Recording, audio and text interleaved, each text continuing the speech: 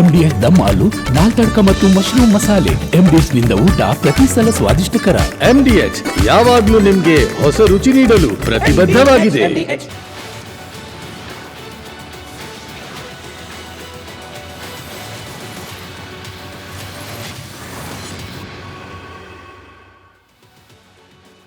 ರಾಜ್ಯ ಸರ್ಕಾರಕ್ಕೆ 2 ವರ್ಷ ಪೂರ್ಣಗೊಳ್ಳುತ್ತಿದ್ದಂತೆ ಶಾಸಕರ ಅಸಮಾಧಾನ ಹೆಚ್ಚಾಗ್ತಾ ಇದೆ.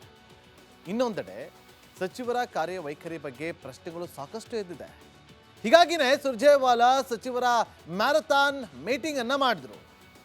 ಆ ಮೀಟಿಂಗ್ ಅಲ್ಲಿ ಏನೆಲ್ಲ ಆಯ್ತು ಆ ಕುರಿತಾದಂತ ಒಂದು ವರದಿ ನೋಡ್ಕೊಂಬ.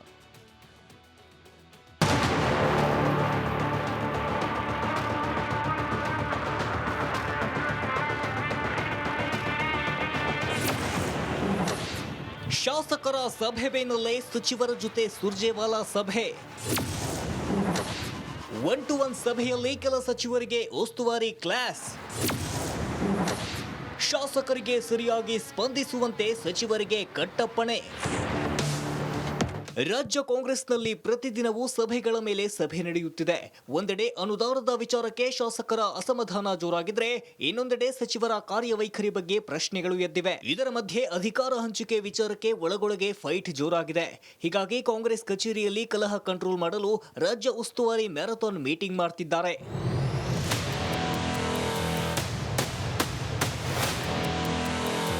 ಅನುದಾನ ಅಭಿವೃದ್ಧಿ ವಿಚಾರಕ್ಕೆ ಕಾಂಗ್ರೆಸ್ ಶಾಸಕರ ಅಸಮಾಧಾನ ಸ್ಫೋಟಗೊಳ್ತಿದ್ದಂತೆ ಕಾಂಗ್ರೆಸ್ ಹೈಕಮಾಂಡ್ ಎಚ್ಚೆತ್ತುಕೊಂಡಿದೆ. ಶಾಸಕರ ಅಸಮಾಧಾನ ತಣಿಸುವ ಕೆಲಸವಾಗ್ತಿದೆ. ಶಾಸಕರ ಸರಣಿ ಸಭೆ ಮಾಡಿ ಸುರ್ಜೇವಾಲಾ ಸಚಿವರ ಮೌಲ್ಯಮಾಪನ ಮಾಡ್ತಿದ್ದಾರೆ. ಸಚಿವರ ಕಾರ್ಯವೈಖರಿ ಪರಿಶೀಲನೆ ಮಾಡ್ತಿದ್ದಾರೆ. ಇಲಾಖೆಯಲ್ಲಿ ಮಾಡಿದ ಸಾಧನೆ ಬಗ್ಗೆ ಮಾಹಿತಿ ಪಡೆಯುತ್ತಿದ್ದಾರೆ. ಅಲ್ಲದೆ ಸಚಿವರ ವಿರುದ್ಧ ದೂರು ನೀಡಿದ ಶಾಸಕರ ಸಮಸ್ಯೆಗಳನ್ನ ಆಲಿಸುವಂತೆ ಕೆಲ ಸಚಿವರಿಗೆ ಕ್ಲಾಸ್ ತೆಗೆದುಕೊಂಡಿದ್ದಾರಂತೆ. ನಿನ್ನೆ 3 ಸಚಿವರ ಜೊತೆ ಚರ್ಚೆ ನಡೆಸಿದ್ದ ಸುರ್ಜೇವಾಲಾ ಇಂದು 10ಕ್ಕೂ ಹೆಚ್ಚು ಸಚಿವರ ಜೊತೆಗೆ 1-to-1 ಚರ್ಚೆ ನಡೆಸಿದ್ರು.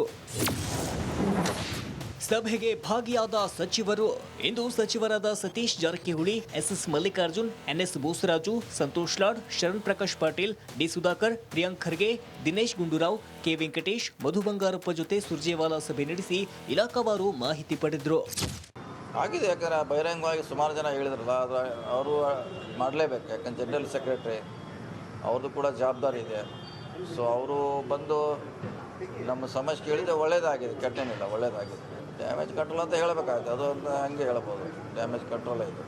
ಅವರು ಎಲ್ಲ ನಮ್ಮ ಇಲಾಖೆಗಳಲ್ಲಿ ಏನೇನು ಕೆಲಸ ಕಾರ್ಯಗಳಾಗಿವೆ 2 ವರ್ಷದಲ್ಲಿ ಅಂತಕ್ಕಂಥದ್ದನ್ನು ಅವರು ಕೂಡ ಮಾಹಿತಿಯನ್ನು ತೆಗೆದುಕೊಂಡಿದ್ದಾರೆ. ಮತ್ತು ನಾನು ಕೂಡ ನಮ್ಮ ರಾಜ್ಯದಲ್ಲಿ ವೈದ್ಯಕೀಯ ಶಿಕ್ಷಣ ಸಚಿವನಾಗಿ, ಕೌಶಲ್ಯ ಅಭಿವೃದ್ಧಿ ಸಚಿವನಾಗಿ ಏನೇನು ಮಾಡಿದ್ದೀವಿ ಅಂತ ನಾನು ಅವರಿಗೆ ಭಾಳ ಸ್ಪಷ್ಟವಾಗಿ ಹೇಳಿದ್ದೀನಿ. ಒಂದು ಲಿಖಿತ ರೂಪದಲ್ಲೂ ಕೂಡ ಕೊಟ್ಟಿದ್ದೀನಿ. ಹಾಗಾಗಿ ಅವರು ಅದರಿಂದ ಸ್ಯಾಟಿಸ್ಫೈಡ್ ಇದ್ದಾರೆ. ಪಾರ್ಟಿ ಆಫೀಸ್ನ ಭೇಟಿ ಮಾಡಿ ಅಲ್ಲಿ ವಿಚಾರಗಳನ್ನು ಅವ್ರ ಜೊತೆಗೆಲ್ಲ ಚರ್ಚೆ ಮಾಡಿ, ನನ್ನ ಡಿಪಾರ್ಟ್ಮೆಂಟ್ ಅಲ್ಲದೆ ಎಲ್ಲ ಎಜುಕೇಷನ್ ಮಿನಿಸ್ಟರ್ ಆಗಿ ಹೋಗ್ತಕ್ಕಂಥದ್ದು ಕೆಲಸನ. ಮತ್ತು ಈಗ ನನಗೆ ಒಂದು 100 ಡೇಸಲ್ಲಿ 100 ಫಂಕ್ಷನ್ಸ್ ಅಂತ ಹೇಳಿ ಒಂದು ಟಾರ್ಗೆಟ್ ಕೊಟ್ಟಿದ್ದಾರೆ. ಅದನ್ನು ರೆಡಿ ಮಾಡ್ಕೊಳ್ಳಿ ಅಂತ ಹೇಳಿದ್ದಾರೆ. ಅದನ್ನು ನಾನು ರೆಡಿ ಮಾಡ್ಕೊಳ್ಳೋದು ನನ್ನ OBCಯಲ್ಲಿ ಮಾತ್ರ, OBCಯಲ್ಲಿ ಮಾಡ್ಕೊಳ್ತಾರೆ. ಅದು ಬಿಟ್ಟರೆ ಮತ್ತಿನ್ನೇನು ಜಾಸ್ತಿ ಆಗಲ್ಲ.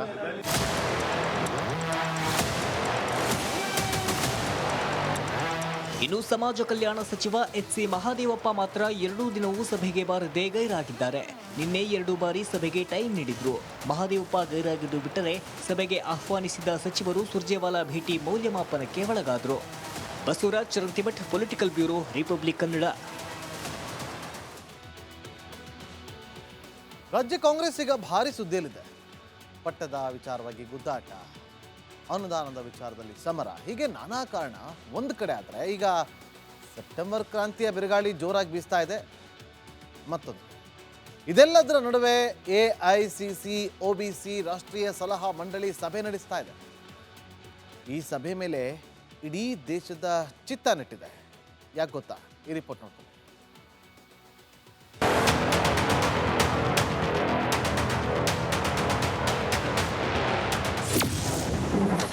AICC OBC ರಾಷ್ಟ್ರೀಯ ಸಲಹಾ ಸಮಿತಿ ಸಭೆ. ಮುಖ್ಯಮಂತ್ರಿ ಸಿದ್ದರಾಮಯ್ಯನತ್ತ ಎಲ್ಲರ ಚಿತ್ತ. ಒಂದೆಡೆ ಕರ್ನಾಟಕ ರಾಜ್ಯ ರಾಜಕಾರಣದಲ್ಲಿ ಸೆಪ್ಟೆಂಬರ್ ಕ್ರಾಂತಿಯ ಬಿರುಗಾಳಿ, ಇನ್ನೊಂದೆಡೆ ನಾಯಕತ್ವ ಬದಲಾವಣೆ ಬಗ್ಗೆ ಸಿದ್ದರಾಮಯ್ಯ ಹಾಗೂ ಡಿಕೆ ಶಿವಕುಮಾರ್ ಬಣಗಳ ನಡುವೆ ಮುಸುಕಿನ ಗುದ್ದಾಟ. ಇದೆಲ್ಲದರ ನಡುವೆ ಎಐಸಿಸಿ ಒಬಿಸಿ ರಾಷ್ಟ್ರೀಯ ಸಲಹಾ ಸಮಿತಿ ಸಭೆ ಸಿಎಂ ಸಿದ್ದರಾಮಯ್ಯ ನೇತೃತ್ವದಲ್ಲಿ ನಡೆಯುತ್ತಿದೆ. ಸಿಎಂ ಸಿದ್ದರಾಮಯ್ಯ ಅವರನ್ನ ಎಐಸಿಸಿ ಒಬಿಸಿ ರಾಷ್ಟ್ರೀಯ ಸಲಹಾ ಮಂಡಳಿ ಅಧ್ಯಕ್ಷರನ್ನಾಗಿ ಮಾಡಿದ್ದಾರೆ. ಅಹಿಂದ ರಾಮಯ್ಯ ಎಂದೇ ಫೇಮಸ್ ಆಗಿರುವ ಸಿಎಂ ಸಿದ್ದು ಏಕಾಏಕಿ ಎಐಸಿಸಿ ಒಬಿಸಿ ಸಲಹಾ ಮಂಡಳಿ ಅಧ್ಯಕ್ಷರನ್ನಾಗಿ ಮಾಡಿರುವುದು ತೀವ್ರ ಕುತೂಹಲಕ್ಕೆ ಕಾರಣವಾಗಿದೆ. ಅಲ್ಲದೆ ಎಐಸಿಸಿ ವತಿಯಿಂದ ನಡೆಯುತ್ತಿರುವ ಮೀಟಿಂಗ್ ಕೂಡ ಭಾರಿ ಮಹತ್ವ ಪಡೆದಿದೆ. ಜಾತಿ ಜನಗಣತಿ ಕುರಿತು ಒಬಿಸಿ ಲೀಡರ್ಸ್ ಚರ್ಚೆ. ಒಬಿಸಿ ಸಭೆ ರಾಜ್ಯದಲ್ಲಿ ನಡೆಯುತ್ತಿರುವುದಕ್ಕೆ ಹಲವು ಮಹತ್ವ ಪಡೆದುಕೊಂಡಿದೆ. ಸದ್ಯ ರಾಜ್ಯ ರಾಜಕಾರಣದಲ್ಲಿ ಸಿಎಂ ಸಿದ್ದರಾಮಯ್ಯ ಒಬಿಸಿ ಸಂಸ್ಥೆಗಳ ಚಾಂಪಿಯನ್. ಜಾತಿ ಜನಗಣತಿ ಮೂಲಕ ಅಹಿಂದ ಸಮಾವೇಶ ಮಾಡುವ ಮೂಲಕ ತಮ್ಮದೇ ವೋಟ್ ಬ್ಯಾಂಕ್ ಸೃಷ್ಟಿಸಿಕೊಂಡಿದ್ದಾರೆ. ದೇಶದ ಬೇರೆ ರಾಜ್ಯಗಳ ಒಬಿಸಿ ನಾಯಕರು ಸಭೆಯಲ್ಲಿ ಭಾಗಿಯಾಗಲಿದ್ದಾರೆ. ಇವರೆಲ್ಲ ಜಾತಿ ಜನಗಣತಿ ಕುರಿತು ಚರ್ಚೆ ನಡೆಸಲಿದ್ದಾರೆ. ಜೊತೆಗೆ ಜಾತಿ ಜನಗಣತಿ ಕುರಿತು ಕೆಲ ಮಹತ್ವ ನಿರ್ಣಯಗಳು ತೆಗೆದುಕೊಳ್ಳುವ ಸಾಧ್ಯತೆ ಇದೆ. ಹಾಗೆಯೇ ರಾಜ್ಯದಲ್ಲಿ ಜಾತಿ ಜನಗಣತಿ ಮರು ಸಮೀಕ್ಷೆ ಮಾಡುವ ನಿರ್ಧಾರ, ಇದಕ್ಕೆ ಎದುರಾಗಿರುವ ಲಿಂಗಾಯತ ಒಕ್ಕಲಿಗ ಶಾಸಕರ ಸಚಿವರ ವಿರುದ್ಧದ ಬಗ್ಗೆಯೂ ಚರ್ಚೆ ನಡೆಯಲಿದೆ. ಒಬಿಸಿ ಸಮುದಾಯವನ್ನ ಟಾರ್ಗೆಟ್ ಮಾಡಿರುವ ಕಾಂಗ್ರೆಸ್ಗೆ ಹಿಂದುಳಿದ ವರ್ಚಸ್ಸಿನ ನಾಯಕ ಸಿದ್ದರಾಮಯ್ಯ ಬೇಕೇ ಬೇಕು. ಅಹಿಂದ ಸಮುದಾಯಗಳನ್ನು ಸಂಘಟಿಸಿದ ಅನುಭವವಿದೆ. ಹಿಂದುಳಿದ ವರ್ಗಗಳ ನಾಯಕರಾಗಿ ಪ್ರಖ್ಯಾತಿ ಪಡೆದಿದ್ದಾರೆ. ಸಿದ್ದರಾಮಯ್ಯ ಅನುಭವ ಬಳಸಿಕೊಳ್ಳಬೇಕು ಅಂತ ಕಾಂಗ್ರೆಸ್ ನಾಯಕರಿಗೆ ರಾಹುಲ್ ಗಾಂಧಿಯಿಂದಲೇ ಸೂಚನೆ ಇದೆ. ಈ ಹಿನ್ನೆಲೆಯಲ್ಲಿ ಸಿದ್ದರಾಮಯ್ಯ ಆಪ್ತರು ಕೆಲ ದಾಳ ಹೂಡಿದ್ದಾರೆ. ಒಬಿಸಿ ಸಮುದಾಯದ ಕ್ರೋಢೀಕರಣ ಮಧ್ಯೆ ಸಿದ್ದು ಕೈಬಿಟ್ರೆ ಕಷ್ಟ ಅನ್ನೋದನ್ನ ಮನವರಿಕೆ ಮಾಡಿಕೊಡಲು ಮುಂದಾಗಿದ್ದಾರೆ. ದೇಶದಾದ್ಯಂತ ತಪ್ಪು ಸಂದೇಶ ರವಾನೆ ಆಗಲಿದೆ ಎಂದು ಮನವರಿಕೆ ಮಾಡ್ತಿದ್ದಾರೆ. ಬಿಜೆಪಿಗೂ ಅಸ್ತ್ರ ಕೊಟ್ಟಂತೆ ಆಗಲಿದೆ ಎಂದು ಕಾಂಗ್ರೆಸ್ ಚಿಂತನೆ ಇದೆ. ಅಲ್ಲದೆ ಬಿಹಾರ ಸೇರಿ ಮುಂಬರುವ ಚುನಾವಣೆಗೆ ಅಹಿಂದ ಮತಗಳು ಮುಖ್ಯವಾಗಿದೆ. ಹೀಗಾಗಿ ಸಿದ್ದರಾಮಯ್ಯಗೆ ಒಬಿಸಿ ಸಭೆ ಶ್ರೀರಕ್ಷಿಯಾಗಿ ನಿಂತಿದೆ.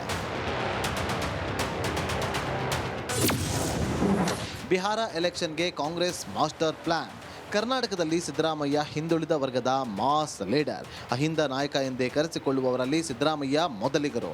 ಇದೇ ವರ್ಚಸ್ಸನ್ನ ಕರ್ನಾಟಕದಿಂದ ದೇಶದಾದ್ಯಂತ ವಿಸ್ತರಿಸಲು ಹೈಕಮಾಂಡ್ ಈ ಪ್ಲಾನ್ ಮಾಡಿರುವ ಸಾಧ್ಯತೆಗಳಿವೆ. ಸದ್ಯ ಎಐಸಿಸಿ ಹಿಂದುಳಿದ ವರ್ಗಗಳ ರಾಷ್ಟ್ರೀಯ ಸಲಹಾ ಮಂಡಳಿ ಚಟುವಟಿಕೆಗಳನ್ನು ಕರ್ನಾಟಕದಿಂದಲೇ ಆರಂಭಿಸಲು ನಿರ್ಧಾರವನ್ನ ಮಾಡಿದೆ. ಇದೇ ಕಾರಣಕ್ಕೆ ಬೆಂಗಳೂರಲ್ಲಿ ಮೊದಲ ಸಭೆ ನಡೆಯುತ್ತಿದೆ. Political bureau, republic Kannada. SC ST ರಾಜ್ಯ ಸರ್ಕಾರಿ ನೌಕರರ ಮುಂಬಡ್ತಿ ಜಟಾಪಟಿ ಕಾಂಗ್ರೆಸ್ ಹೈಕಮಾಂಡ್ ಅಂಗಳಕ್ಕೆ ತಲುಪಿದೆ. ಈ ಕುರಿತಾಗಿ ಸಿಎಂ ಸಿದ್ದರಾಮಯ್ಯಗೆ ಎಐಸಿಸಿ ಅಧ್ಯಕ್ಷರಾಗಿರುವಂತಹ ಮಲ್ಲಿಕಾರ್ಜುನ್ ಖರ್ಗೆ ಅವರು ಒಂದು ಪತ್ರವನ್ನ ಬರೆದು ಖಡಕ್ ಸೂಚನೆಯೊಂದನ್ನು ಕೊಟ್ಟಿದ್ದಾರಂತೆ. ಅದೇನು ಗೊತ್ತಾ? ಈ ಸ್ಟೋರಿ ನೋಡಿ.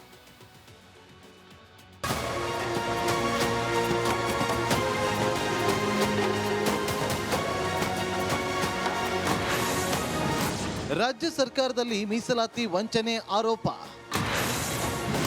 ಸಿಎಂ ಸಿದ್ದುಗೆ ಎಐಸಿಸಿ ಅಧ್ಯಕ್ಷ ಖರ್ಗೆ ವಾರ್ನಿಂಗ್. ರಾಜ್ಯ ಸರ್ಕಾರದಲ್ಲಿ ನಾಯಕತ್ವದ ಬದಲಾವಣೆ ಗುಸುಗುಸು, ಸಾಲು ಸಾಲು ಹಗರಣ, ಸಂಪುಟ ಪುನರ್ರಚನೆ ಸೇರಿ ಹಲವು ಗೊಂದಲದ ಮಧ್ಯೆ ಸಿಎಂ ಸಿದ್ದರಾಮಯ್ಯಗೆ ಕಾಂಗ್ರೆಸ್ ಅಧ್ಯಕ್ಷ ಮಲ್ಲಿಕಾರ್ಜುನ್ ಖರ್ಗೆ ಎಸ್ಸಿ ಎಸ್ಟಿ ಅಧಿಕಾರಿ ನೌಕರರಿಗೆ ಮುಂಬಡ್ತಿ ನೀಡುವ ಬಗ್ಗೆ ಖಡಕ್ ವಾರ್ನಿಂಗ್ ನೀಡಿದ್ದಾರೆ. ಎಸ್ಸಿ ಎಸ್ಟಿ ನೌಕರರಿಗೆ ಮುಂಬಡ್ತಿಯಲ್ಲಿ ಅನ್ಯಾಯವಾಗ್ತಾ ಇದೆ. ಸರ್ಕಾರ ಹೊರಡಿಸಿರುವ ಆದೇಶ ಹಾಗೂ ಸುತ್ತೋಲೆಗಳನ್ನ ಪಾಲನೆ ಮಾಡುತ್ತಿಲ್ಲ. ರೋಸ್ಟರ್ ಬಿಂದು ನಿಯಮ ಮಾಡಿದ್ರೂ ಪಾಲನೆ ಆಗುತ್ತಿಲ್ಲ. ಈ ಬಗ್ಗೆ ಉನ್ನತ ಮಟ್ಟದ ಸಭೆ ನಡೆಸಿ ಕಟ್ಟುನಿಟ್ಟಾಗಿ ಜಾರಿಗೆ ತರಲು ಕ್ರಮ ಕೈಗೊಳ್ಳಿ ಎಂದು ಸಿಎಂ ಸಿದ್ದರಾಮಯ್ಯಗೆ ಪತ್ರದ ಮೂಲಕ ಮಲ್ಲಿಕಾರ್ಜುನ್ ಖರ್ಗೆ ಸೂಚನೆ ಕೊಟ್ಟಿದ್ದಾರೆ. ಶಿಕ್ಷಣ ಇಲಾಖೆಯಲ್ಲಿ 80, ಕೆಪಿಟಿಸಿಎಲ್ನಲ್ಲಿ 163 ಅಧಿಕಾರಿಗಳು, ತೋಟಗಾರಿಕೆ, ನಗರಾಭಿವೃದ್ಧಿ ಇಲಾಖೆ ಸೇರಿದಂತೆ ವಿವಿಧ ಇಲಾಖೆಗಳಲ್ಲಿ ಮೀಸಲಾತಿ ವಂಚನೆ ಆಗಿದೆ. ಸರ್ಕಾರದಲ್ಲಿರುವ ಕೆಲ ಅಧಿಕಾರಿಗಳು ಮೀಸಲಾತಿ ವಂಚನೆ ಮಾಡುತ್ತಿದ್ದಾರೆ ಎಂಬ ಆರೋಪ ಕೇಳಿಬಂದಿದೆ ಎಂದು ಎಸ್ಸಿ ಎಸ್ಟಿ ಸರ್ಕಾರಿ ನೌಕರರ ಸಂಘದ ರಾಜ್ಯಾಧ್ಯಕ್ಷ ಡಿ ಚಂದ್ರಶೇಖರಯ್ಯ ಹೇಳಿದರು. ಮುಖ್ಯಮಂತ್ರಿಗಳಿಗೆ ವರದಿ ಕೊಟ್ಟಿದ್ದಿ. ಆ ವರದಿಯ ಪ್ರತಿಯನ್ನು ಕೂಡ ನಾನು ಮಾನ್ಯ ಖರ್ಗೆ ಸಾಹೇಬರಿಗೆ ಅವರ ಆಪ್ತ ಕಾರ್ಯದರ್ಶಿಗಳ ಮುಖಾಂತರ ತಲುಪಿಸಿದ್ದಿ.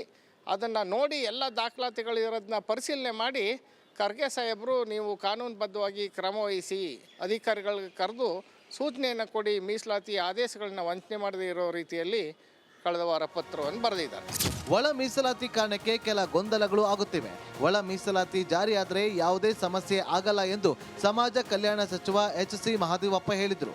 ACC ಅಧ್ಯಕ್ಷರು ಪತ್ರ ಬರೆದುದು ಮುಂಬಡ್ತಿ ವಿಚಾರದಲ್ಲಿ ನನ್ನ ಗಮನದಲ್ಲಿಲ್ಲ. ಮತ್ತು ನಮ್ಮಲ್ಲಿ ಸೋಷಿಯಲ್ ವೆಲ್ಫೇರಲ್ಲಿ ಒಂದು ವಿಂಗ್ ಇದೆ, ವಿಜಿಲೆನ್ಸ್ ವಿಂಗ್ ಅಂತೇಳಿ. ಸೊ ಅದರ ಮುಖಾಂತರ ಏನೇನು ಕಂಪ್ಲೇಂಟ್ ಬರ್ತವೆ, ಪ್ರಮೋಷನ್ಸು, ಬೇರೆ ಬೇರೆ ಕಾನೂನಾತ್ಮಕ ತೊಡಕುಗಳು, SC/ST ನೌಕರರಿಗೆ ಸಂಬಂಧಪಟ್ಟ ಸಮಸ್ಯೆಗಳು, ಅದನ್ನು ಪರಿಶೀಲನೆ ಮಾಡಿ ಕಮಿಷನರು ಸೋಷಿಯಲ್ ವೆಲ್ಫೇರ್ ಅವರ ಅಧ್ಯಕ್ಷತೆಯಲ್ಲಿ ಸಂಬಂಧಪಟ್ಟ ಇಲಾಖೆ ಸೂಕ್ತ ಕ್ರಮಕ್ಕೆ ಬರಿತಾ ಇರ್ತೀವಿ. ಒಟ್ಟಾರೆಯಾಗಿ ರಾಜ್ಯ ಸರ್ಕಾರದಲ್ಲಿ ಶುರುವಾಗಿರುವ ಗೊಂದಲ ಹೈಕಮಾಂಡ್ ಅಂಗಳ ತಲುಪಿದೆ. ಸ್ವತಃ AICC ಅಧ್ಯಕ್ಷರ ಪತ್ರ ಬರೆದು ಸೂಚನೆ ಕೊಟ್ಟಿದ್ದಾರೆ. ಇತ್ತ SC/ST ನೌಕರರ ಸಂಘ ಶೀಘ್ರವಾಗಿ ಸಮಸ್ಯೆ ಪರಿಹಾರ ಮಾಡದಿದ್ದಲ್ಲಿ ಹೋರಾಟದ ಎಚ್ಚರಿಕೆ ನೀಡಿದ್ದಾರೆ. ಈ ಹಿನ್ನೆಲೆಯಲ್ಲಿ CM ಸಿದ್ದರಾಮಯ್ಯ ಹಾಗೂ ಸರ್ಕಾರದ ನಡೆ ಕುತೂಹಲ ಮೂಡಿಸಿದೆ.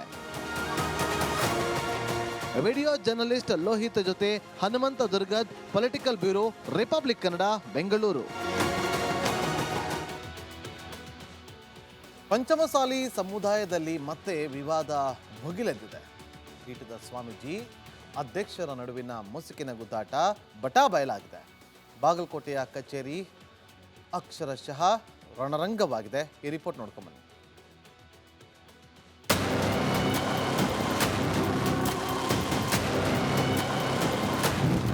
ಕೂಡಲ ಸಂಗಮ ಪಂಚಮಸಾಲಿ ಪೀಠದ ಕಚೇರಿಗೆ ಬೀಗ.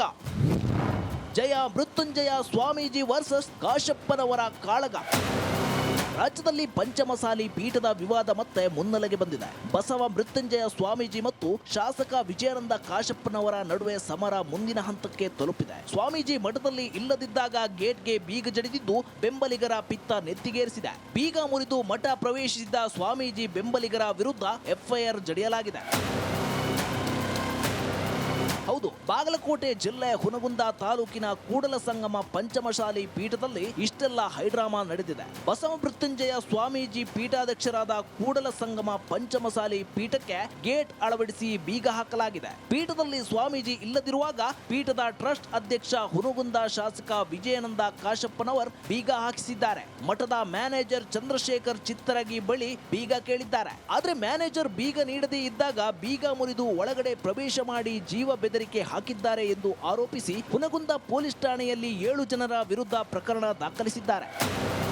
ಇನ್ನು ಟ್ರಸ್ಟ್ ಅಧ್ಯಕ್ಷ ವಿಜಯಾನಂದ ಕಾಶಪ್ಪನವರನ್ನ ಕೇಳಿದ್ರೆ ಕಳೆದ ಕೆಲ ದಿನಗಳಿಂದ ಸ್ವಾಮೀಜಿ ಮಠದ ಕಡೆ ಬಂದಿಲ್ಲ ಎಂದಿದ್ದಾರೆ. ಇಂದು ನಡೆದಿರುವ ಬೆಳವಣಿಗೆಯಿಂದ ಎಚ್ಚೆತ್ತ ಪೊಲೀಸರು ಬಿಗಿ ಭದ್ರತೆ ಒದಗಿಸಿದ್ದಾರೆ. ಇತ್ತ ಹುನಗುಂದದಲ್ಲಿ ಬೆಂಬಲಿಗರ ಸಭೆ ನಡೆಸಿದ ಸ್ವಾಮೀಜಿ ಭಾವುಕರಾಗಿ ಮಾತನಾಡಿದ್ದಾರೆ.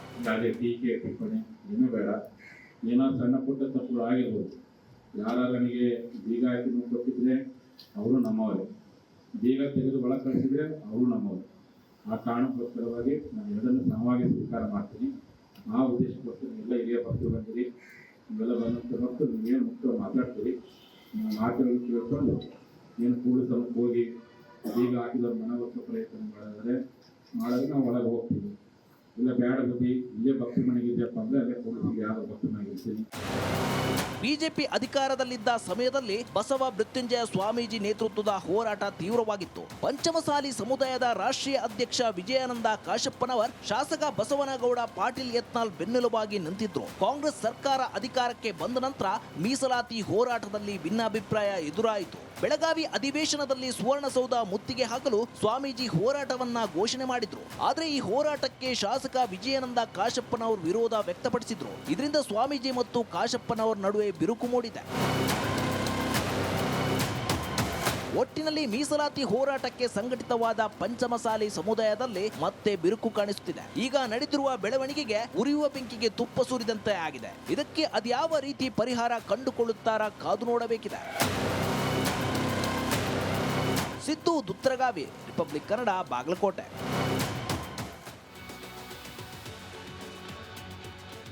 ಧರ್ಮಸ್ಥಳ ಗ್ರಾಮದಲ್ಲಿ ನಡೆದಿದೆ ಎನ್ನಲಾದ ಅನುಮಾನಾಸ್ಪದ ಸಾವುಗಳ ಪ್ರಕರಣಕ್ಕೆ ಟ್ವಿಸ್ಟ್ ಸಿಕ್ಕಿದೆ.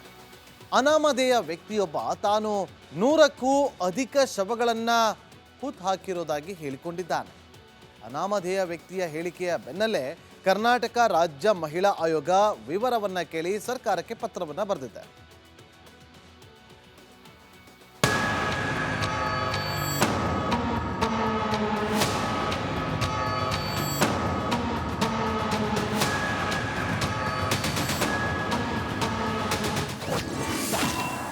ಸಂಚಲನ ಸೃಷ್ಟಿಸಿದ ಅನಾಮಧೇಯ ವ್ಯಕ್ತಿ.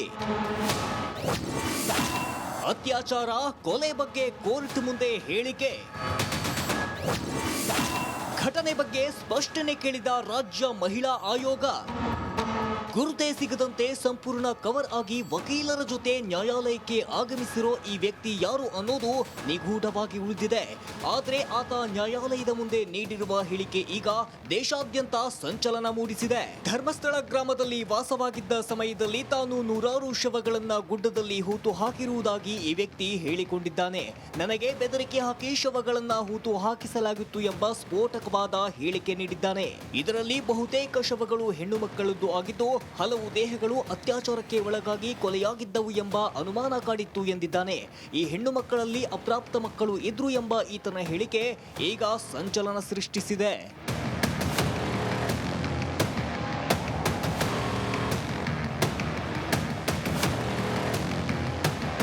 ಅಪರಿಚಿತ ವ್ಯಕ್ತಿ ನೀಡಿದ ಹೇಳಿಕೆಯ ಬೆನ್ನಲ್ಲೇ ಕರ್ನಾಟಕ ರಾಜ್ಯ ಮಹಿಳಾ ಆಯೋಗ ಫುಲ್ ಅಲರ್ಟ್ ಆಗಿದೆ.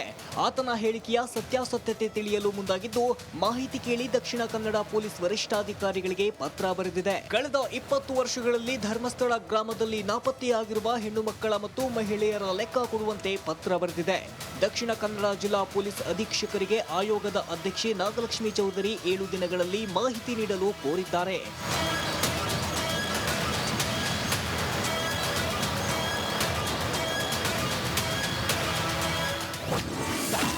ಧರ್ಮಸ್ಥಳದಲ್ಲಿನ ಅಪರಾಧಗಳ ಕುರಿತ ತನಿಖೆಗೆ ಆಗ್ರಹ.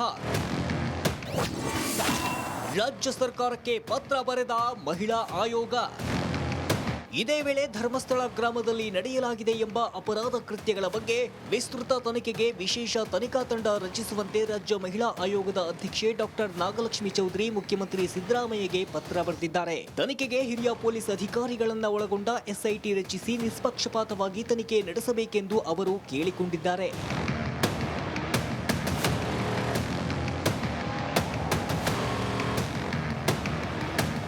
ಧರ್ಮಸ್ಥಳದಲ್ಲಿ ನಡೆದಿರೋ ಅಸಹಜ ಸಾವುಗಳಲ್ಲಿ ಹೆಣ್ಣು ಮಕ್ಕಳ ಸಂಖ್ಯೆ ಹೆಚ್ಚಿದೆ ಎಂಬ ಮಾಹಿತಿ ಸಿಕ್ಕ ಹಿನ್ನೆಲೆ ಕೇಸ್ಗೆ ಮಹಿಳಾ ಆಯೋಗ ಎಂಟ್ರಿ ಕೊಟ್ಟಿದೆ. ಆದರೆ ಆ ಅನಾಮಧೇಯ ವ್ಯಕ್ತಿ ಹೇಳ್ತಿರೋ ಮಾತು ಅದೆಷ್ಟು ಸತ್ಯ ಅನ್ನೋದನ್ನ ಆ ಭಗವಂತನೇ ಬಲ್ಲ. Bureau report, republic Kannada. Devanahalli ಭೂಮಿ ಸ್ವಾಧೀನಕ್ಕೆ ಸಂಬಂಧಪಟ್ಟಂತೆ ರೈತರ ಹೋರಾಟಕ್ಕೆ ಸಿಎಂ ಸ್ಪಂದಿಸಿದ್ದಾರೆ. ಕೊನೆಗೂ ರೈತರ ಆಶಯದಂತೆ ನಡೆದುಕೊಂಡಿದ್ದಾರೆ. ಅದೇನು ಗೊತ್ತಾ? ಈ ಸ್ಟೋರಿ ನೋಡಿ. ರೈತರ ಹೋರಾಟಕ್ಕೆ ಜಯವಾಗಿದೆ.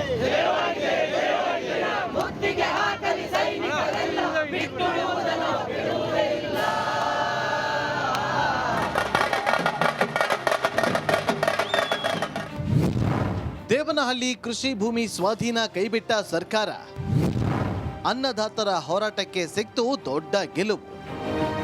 3 ವರ್ಷಗಳಿಂದ ನಡೆಯುತ್ತಿದ್ದ ದೇವನಹಳ್ಳಿಯ ಚನ್ನರಾಯಪಟ್ಟಣ ಜಮೀನು ಭೂಸ್ವಾಧೀನ ವಿವಾದ ಕೊನೆಗೂ ಅಂತ್ಯವಾಗಿದೆ. 1777 ಎಕರೆ ಭೂಸ್ವಾಧೀನಕ್ಕೆ ಸರ್ಕಾರ ಹೊರಡಿಸಿದ್ದ ಫೈನಲ್ ನೋಟಿಫಿಕೇಶನ್ ಅನ್ನ ರಾಜ್ಯ ಸರ್ಕಾರ ರದ್ದು ಮಾಡಿದೆ. ಇದರೊಂದಿಗೆ ರೈತರ ಬೃಹತ್ ಹೋರಾಟಕ್ಕೆ ಜಯ ಸಿಕ್ಕಿದ್ದು ರೈತರು ಫುಲ್ ಖುಷ್ ಆಗಿದ್ದಾರೆ.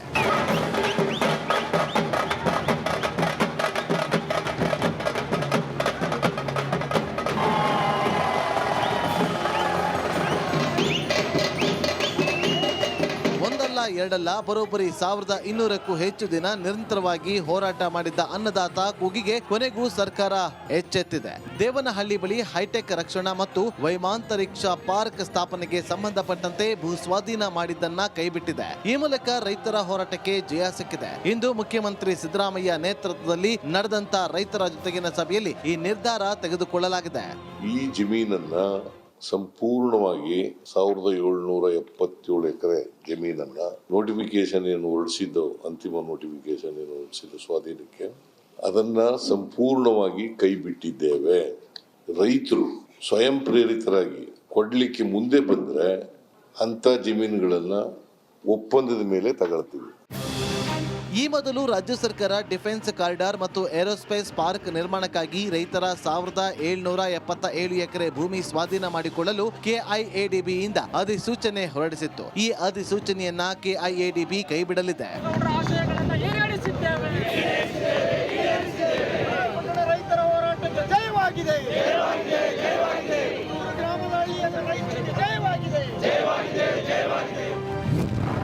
ಸತತ ಹೋರಾಟಕ್ಕೆ ಸಿಕ್ಕ ರೈತರ ಜಯ. ಇದು 3 ವರ್ಷಗಳ ಪ್ರತಿಭಟನೆಗೆ ಸಿಕ್ಕ ಜಯ. ಇದು ರೈತರ ಜಯ, ಸಂಘಟನೆಗಳ ಜಯ, ಐತಿಹಾಸಿಕ ಚಳುವಳಿಯ ಜಯ. ಇದು ಸರ್ಕಾರಕ್ಕೆ, ಸಿಎಂಗೆ ಧನ್ಯವಾದಗಳನ್ನ ಹೇಳ್ತೀನಿ. ದೇವನಹಳ್ಳಿ ಹೋರಾಟಕ್ಕೆ ಜಯವಾಗಿದೆ. ಮುಂದಿನ ಹೋರಾಟದ ಬಗ್ಗೆ ಮುಂದೆ ನೋಡೋಣ ಅಂದ್ರು. ಇದು ಮೊದಲು ರೈತರ ಜಯ, ಯಾಕಂದ್ರೆ ಹೋರಾಟ ಮಾಡಿದವರು ಆಮೇಲೆ ಬಂದವರು. ಆದ್ರೆ ತನ್ನ ಭೂಮಿಯನ್ನು ಬಿಡಲ್ಲ ಅಂತ ಪಟ್ಟಾಗಿ ನಿಂತ್ಕೊಂಡ್ರಲ್ಲ ರೈತರು, ಕೊನೆಗೂ ಅವರೇ ಹೀರೋಗಳು. ಅವರ ಒಂದು ನಿರ್ಧಾರ ಅದೇ ಗೆದ್ದಿದೆ. ಅದರ ಪರವಾಗಿ ಇವತ್ತು ಎಲ್ಲ ಹೋರಾಟಗಾರರು, ಸಂಯುಕ್ತ ಕರ್ನಾಟಕ ಏನಿದೆ, ಕಾರ್ಮಿಕ ಸಂಘ ಇರ್ಬೋದು, ರೈತ ಸಂಘ ಇರ್ಬೋದು, ಎದ್ದೇಳು ಕರ್ನಾಟಕ ಇರ್ಬೋದು, ಎಲ್ಲರೂ ರೈತರಿಗೆ ಸ್ಪಂದಿಸಿ ಬಂದು ನಿಂತಿದ್ದು ಅವರಿಗೊಂದು ಸಾಥಾಗಿದ್ದು ಒಂದು ದೊಡ್ಡ ಬಲವನ್ನು ಸೇರಿಸ್ತು. ನಾವು ಕಲಾವಿದರು ಬಿಡಿ ಆಮೇಲೆ ಬಂದವರು. ಜೀವನಾಧಾರವಾಗಿರುವ ಕೃಷಿ ಭೂಮಿಯನ್ನ ಕಳೆದುಕೊಂಡಿದ್ದರ ಬೀದಿಗೆ ಬೀಳಬೇಕಾಗಿತ್ತು. ರೈತರು ಕಳೆದ 3 ವರ್ಷದಿಂದ ನಿರಂತರ ಹೋರಾಟ ನಡೆಸಿದ್ರು. ರೈತರ ನಿರಂತರ ಹೋರಾಟಕ್ಕೆ ಮಣಿದ ಸರ್ಕಾರ ಭೂಮಿ ಸ್ವಾಧೀನವನ್ನ ಕೈಬಿಟ್ಟಿದ್ದು ರೈತರಲ್ಲಿ ಮಂದಹಾಸ ಮೂಡಿಸಿದೆ.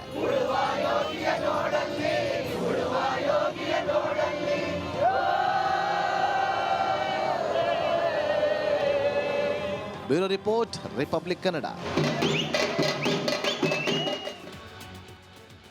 ಉಡುಪಿಯ ಕಾರ್ಕಳದ ಪರಶುರಾಮ ಥೀಮ್ ಪಾರ್ಕ್ ಪ್ರವಾಸಿ ತಾಣವಾಗಿ ಪ್ರಸಿದ್ಧಿಯಾಗುವ ಮೊದಲು ರಾಜ್ಯದಲ್ಲಿ ಸುದ್ದಿಯಾಗಿದ್ದು ವಿವಾದದಿಂದ ಪರಶುರಾಮ ಮೂರ್ತಿ ಅಸಲು ಎತ್ತಿನ ಬಗ್ಗೆ ವಾದ ವಿವಾದ ನಡೆದು ಸದ್ಯ ಪೊಲೀಸರ ಚಾರ್ಜ್ ಶೀಟ್ನಲ್ಲಿ ಮೂರ್ತಿಯ ರಹಸ್ಯ ಬಯಲಾಗಿದೆ. ಅದೇನು ಗೊತ್ತಾ? ಈ ಸ್ಟೋರಿ ನೋಡಿ.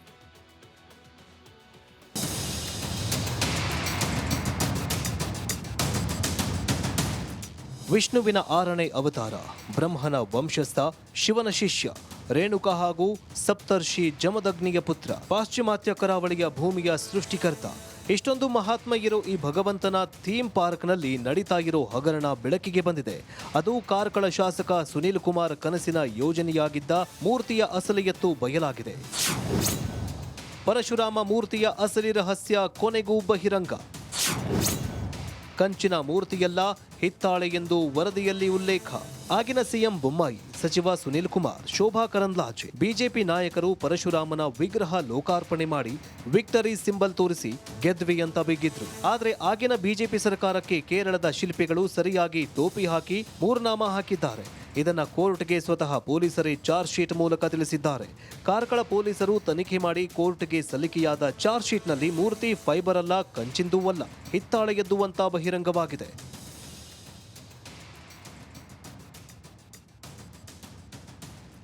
ಎರಡು 2023ರಲ್ಲಿ ಕಾರ್ಕಳದ ಉಮಿಕಲ್ ಬೆಟ್ಟದಲ್ಲಿ ಪರಶುರಾಮ ಥೀಮ್ ಪಾರ್ಕ್ನ ಪರಶುರಾಮ ಮೂರ್ತಿ ಅದ್ಧೂರಿಯಾಗಿ ಲೋಕಾರ್ಪಣೆಗೊಂಡು ಆರಂಭದಲ್ಲಿ ರಾಜ್ಯದ ಪ್ರವಾಸಿಗರನ್ನ ಸೆಳೆಯಿತು. ಇದೊಂದು ಉಡುಪಿಯ ಪ್ರವಾಸೋದ್ಯಮಕ್ಕೆ ಹೆಮ್ಮೆಯ ಗರಿಯಾಗತ್ತೆ ಅಂತ ಜನ ಅಂದುಕೊಂಡಿದ್ರು. ಆದ್ರೆ ಆಗಿದ್ದೇ ಬೇರೆ. ಮೂರ್ತಿಯ ಅಸಲಿ ಬಗ್ಗೆ ಪ್ರಶ್ನೆ ಎದ್ದಿತ್ತು. ಕಾಂಗ್ರೆಸ್ ಫೈಬರ್ ಮಿಶ್ರಿತ ಮೂರ್ತಿಯಂದ್ರೆ ಬಿಜೆಪಿ ಕಂಚಿನದ್ದೇ ಅಂತ ಪ್ರತಿಪಾದಿಸಿತ್ತು. ಈ ಸಂಬಂಧ ಕೃಷ್ಣ ಶೆಟ್ಟಿ ದೂರು ದಾಖಲಿಸಿದ್ರು. ಬಳಿಕ ತನಿಖೆ ನಡೆದು ಕೋರ್ಟ್ಗೆ ಚಾರ್ಜ್ ಶೀಟ್ ಸಲ್ಲಿಕೆಯಾಗಿದೆ.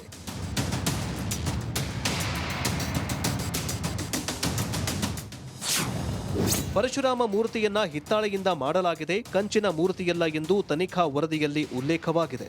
ರಟ್ಟು, ಫೈಬರ್, ಪ್ಲಾಸ್ಟಿಕ್ ಎಂದು ಕಾಂಗ್ರೆಸ್ನವರು ವಾದ ಮಾಡುತ್ತಿದ್ರು. ಪರಶುರಾಮ ಕಂಚಿನ ಮೂರ್ತಿ ಎಂದು ಬಿಜೆಪಿ ವಾದಿಸುತ್ತಾ ಬಂದಿತ್ತು. ತಜ್ಞರು ಮತ್ತು ಪೊಲೀಸರು ತನಿಖೆಯಲ್ಲಿ ಹಿತ್ತಾಳೆಯಂತ ಸಾಬೀತಾಗಿದೆ. ಚಾರ್ಜ್ ಶೀಟ್ ಮೂಲಕ ಇದು ಕಂಚಿನದ್ದು ಅಲ್ಲ, ಹಿತ್ತಾಳೆಯದ್ದು ಅನ್ನೋದು ಬಯಲಾಗಿದೆಯಲ್ಲದೆ ಮೂರ್ತಿ ನಿರ್ಮಾಣ ಮಾಡಿದ ಶಿಲ್ಪಿ ಕೃಷ್ಣ ನಾಯ್ಕ್, ನಿರ್ಮಿತಿ ಕೇಂದ್ರದ ಅರುಣ್ ಹಾಗೂ ಇಂಜಿನಿಯರಿಂಗ್ ಸಚಿನ್ ಮೂವರು ಸಾಕ್ಷಿ ನಾಶ, ನಂಬಿಕೆ ದ್ರೋಹ ಮಾಡಿದ್ದಾರೆ ಅಂತ ಉಲ್ಲೇಖಿಸಲಾಗಿದೆ. ಇತ್ತ ಕಾಂಗ್ರೆಸ್ ಮೂರ್ತಿ ರೂವಾರಿ ಸುನೀಲ್ ಕುಮಾರ್ ರಾಜೀನಾಮೆಗೆ ಆಗ್ರಹಿಸಿದೆ. ನೀವು ಕಂಚಿನ ಪ್ರತಿಮೆ ಅಂದ ಗಟ್ಟಿ ಧ್ವನಿಯಲ್ಲಿ ಹೇಳ್ತಾ ಇದ್ದವರು ಇವತ್ತು ಅದು ಅಧಿಕಾರಿಗಳ ತಪ್ಪಾಗಿರ್ಬೋದು ಅನ್ನುವಂಥ ಹಾರಿಕೆ ಉತ್ತರವನ್ನು ಕೊಟ್ಟು ಅದನ್ನು ತಪ್ಪಿಸುವ ಪ್ರಯತ್ನ ಮಾಡ್ತಿದ್ದೀರಿ. ಇದು ಸಾಧ್ಯವಿಲ್ಲ. ಕಾರ್ಕಳದ ಜನತೆ ಎಚ್ಚೆತ್ತುಕೊಂಡಿದೆ. ನಿಮ್ಮ ತಪ್ಪಿಗೆ ನೀವು ಶಿಕ್ಷೆಯನ್ನು ಅನುಭವಿಸಲೇಬೇಕು. ನಿಮ್ಮ ಶಾಸಕ ಸ್ಥಾನಕ್ಕೆ ನೀವು ರಾಜೀನಾಮೆ ಕೊಡಬೇಕು ಅನ್ನುವಂಥ ಆಗ್ರಹವನ್ನು ಕಾರ್ಕಳ ಬ್ಲಾಕ್ ಕಾಂಗ್ರೆಸ್ ಮಾಡ್ತಾರೆ. ಅದನ್ನ ಅಧಿಕಾರಿಗಳು ಉತ್ತರ ಕೊಡಬೇಕು. ಅಗ್ರಿಮೆಂಟ್ ಮಾಡಿರುವಂತದ್ದು ನಿರ್ಮಿತಿ ಕೇಂದ್ರ ಮತ್ತು DC ಅವರು ಯಾವ ಅಗ್ರಿಮೆಂಟ್ಗಳಲ್ಲಾಗಿತ್ತು, ಏನು ವ್ಯತ್ಯಾಸ ಆಗಿದೆ ಅನ್ನೋದು ತನಿಖೆಗಳಾಗಿ, ತನಿಖೆನಲ್ಲಿ ಎಲ್ಲೂ ಕೂಡ ವ್ಯತ್ಯಾಸ ಮಾಡಬೇಡಿ. ತನಿಖೆನಲ್ಲಿ ನಾವೆಲ್ಲೂ ಕೂಡ ಹಸ್ತಕ್ಷೇಪ ಮಾಡುವಂತ ಪ್ರಶ್ನೆನೇ ಇಲ್ಲ. ಇನ್ನೂ ಯಾವ ಬೇಕಾದ ತನಿಖೆ ಏನಾದ್ರು ಮಾಡಿ.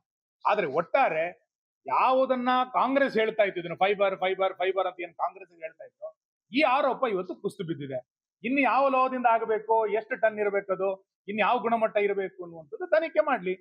ಒಟ್ಟಿನಲ್ಲಿ ಕಾರ್ಕಳದ ಪರಶುರಾಮ ಮೂರ್ತಿ ಹಿತ್ತಾಳೆ ಎದ್ದುವಂತ ಅಸಲಿ ಎತ್ತು ಗೊತ್ತಾಗಿದ್ದು ವಿವಾದ ಮತ್ತೆ ಬೇರೆ ರೂಪದಲ್ಲಿ ಮುಂದುವರೆದಿದೆ.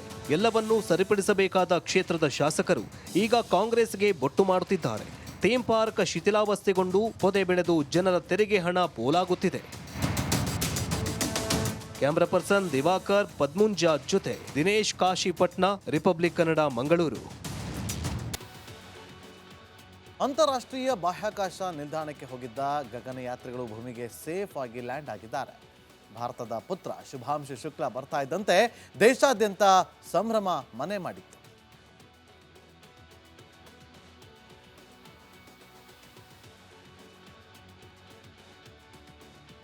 ಭೂಮಿಗೆ ಶುಭಾಗಮನ ಆಯ್ತು. ಇವತ್ತು ಮಧ್ಯಾಹ್ನ 3:02 ಸುಮಾರಿಗೆ 4 ಜನ ಗಗನಯಾತ್ರಿಗಳು ಭೂಮಿಗೆ ಬಂದು ತಲುಪ್ತಾರೆ.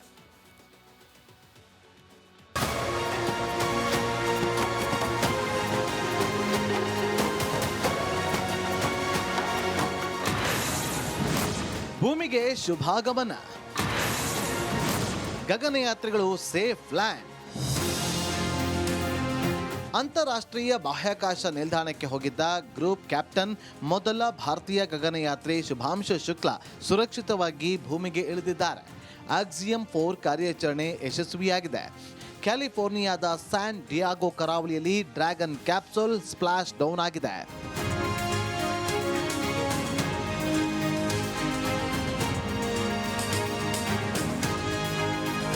ಶುಭಾಂಶು ಶುಕ್ಲಾ ಅಮೆರಿಕದ ಪೆಗ್ಗಿ ವಿಟ್ಸನ್, ಹಂಗೇರಿಯ ಟೆಬುರ್ಕಾಪು, ಪೋಲೆಂಡ್ನ ಗಗನಯಾತ್ರಿ ಸ್ಲಾವೋಸ್ ಉಜ್ನಾನ್ಸ್ಕಿ ಭೂಮಿಗೆ ಮರಳಿದ್ದಾರೆ.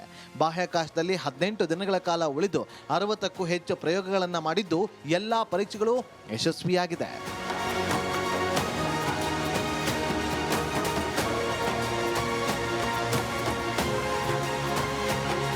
ಸತತ 18 ದಿನಗಳ ಬಳಿಕ ಶುಭಾಂಶು ಶುಕ್ಲಾ ನೇತೃತ್ವದ ಗಗನಯಾನಿಗಳು ಮರಳಿದ್ದಾರೆ.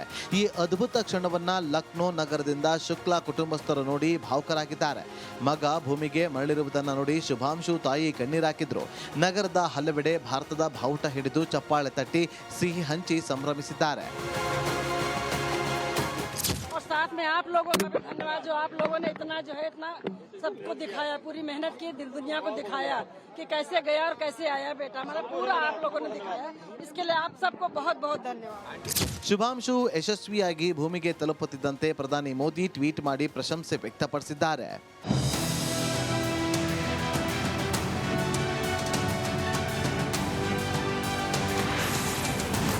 7ಕ್ಕೂ ಹೆಚ್ಚು ಸಂಶೋಧನೆ ಮಾಡಿದ ಶುಕ್ಲಾ, ಶುಭಾಂಶು ಶುಕ್ಲಾ ಸೇರಿ 4 ಗಗನಯಾತ್ರಿಗಳು 60ಕ್ಕೂ ಹೆಚ್ಚು ಸಂಶೋಧನೆ ನಡೆಸಿದ್ದಾರೆ.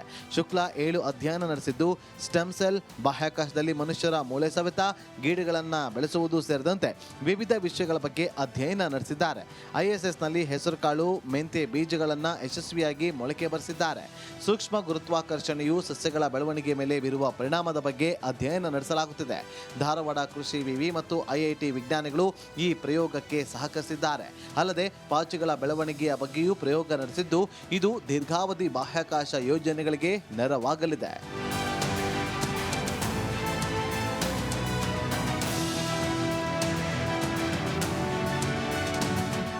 ಸದ್ಯ ಭೂಮಿ ಗುರುತ್ವಾಕರ್ಷಣೆಗೆ ಹೊಂದಿಕೊಳ್ಳಲು 7 ದಿನ ಬೇಕಾಗುತ್ತೆ. ಶುಭಾಂಶು ಶುಕ್ಲಾ ಸೇರಿ 4 ಗಗನಯಾತ್ರಿಗಳು ಕ್ವಾರಂಟೈನ್ ಆಗಲಿದ್ದಾರೆ. ಇನ್ನು ಆಗಸ್ಟ್ 17ಕ್ಕೆ ಭಾರತಕ್ಕೆ ಶುಕ್ಲಾ ಮರಳಲಿದ್ದಾರೆ.